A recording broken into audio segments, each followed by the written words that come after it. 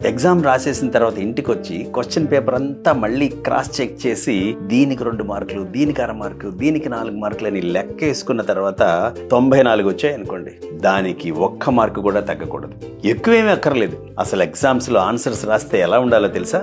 ఆ paper correct చేసే evaluator కి మా అమ్మాయి మా అబ్బాయి ఇలా రాస్తే బాగుంటుంది అనిపించాలి.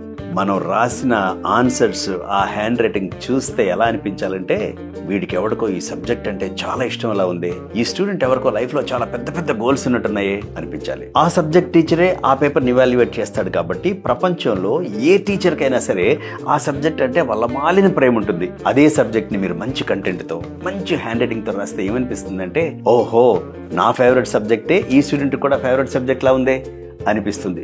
ఫైనలీ మార్కులేని జోబుల నుంచి ఇచ్చే డబ్బులు కాదు కదా. ప్రపంచంలో టీచర్స్ అంతా చాలా కైండ్ హార్టెడ్ ఉంటారు కాబట్టి మంచి కంటెంట్ తో, చక్కటి దస్తూరితో 1 మార్క్ ఏంటి 1/2 మార్కు కూడా తగ్గకుండా ఆన్సర్స్ ని ప్రజెంట్ చేయండి. Wish you all the very best.